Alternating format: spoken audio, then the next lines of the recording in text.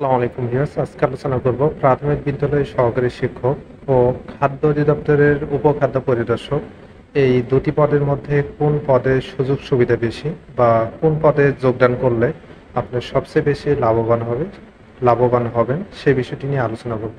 আপনারা অনেকে জানতে চেয়েছেন যে আসলে দুটি পদের মধ্যে কোন পদে চাকরি করা সবচাইতে বেটার হবে।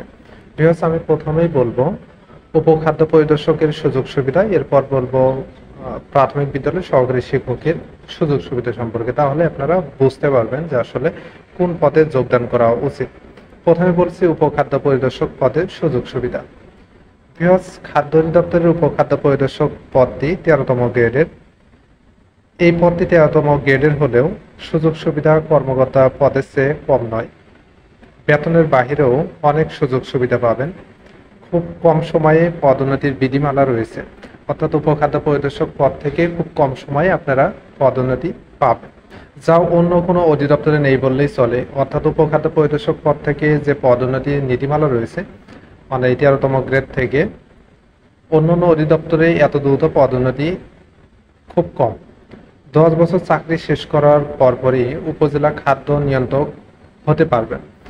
অর্থাৎ আপনি যদি খাদ্য পরিদর্শক পদে 10 বছর চাকরি শেষ করতে পারেন, তাহলে উপজেলা খাদ্য নিয়ন্ত্রক পর্যন্ত হতে পারবেন।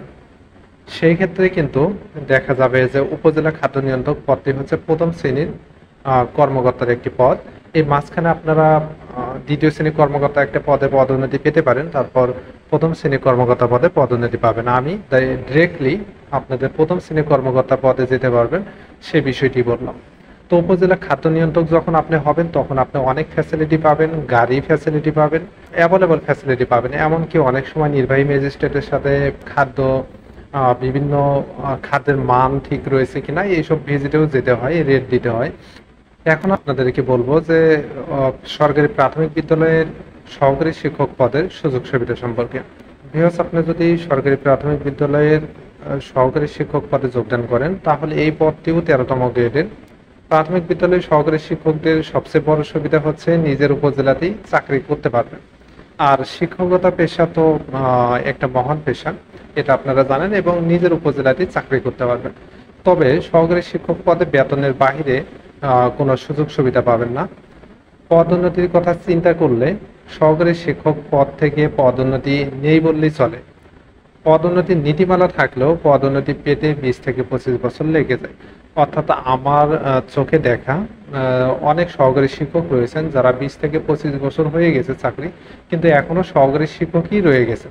অর্থাৎ সহকারী শিক্ষক পদ থেকে প্রধান শিক্ষক পদের পদোন্নতির নীতিমালা থাকলেও সেখানে শতকরা 10 জনের মধ্যে সর্বোচ্চ একজন যেতে পারে বা 2 জন যেতে পারে, তাও 15 থেকে 20 বছর লেগে যায়।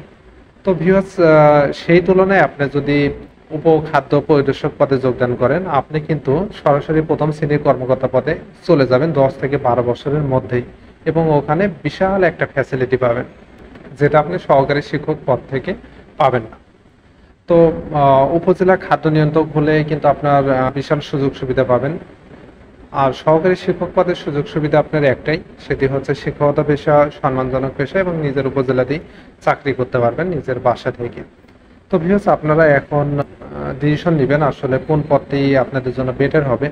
কারো যদি টাকা দরকার হয়, প্লাস হচ্ছে অনেক সুযোগ সুবিধার দরকার হয়, সময় খুব বেশি না হলেও চলবে, তাদেরকে বলবো যে খাদ্যতে যোগদান করতে বেশি ফ্যাসিলিটি পাওয়ার জন্য।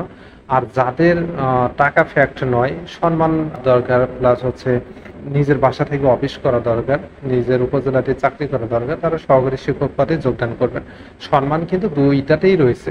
উপজেলা খাদ্য নিয়ন্ত্রক উনিও কিন্তু সর্বোচ্চ সম্মানের অধিকারী, আর শিক্ষকতা পেশাও হচ্ছে মহান একটা পেশা।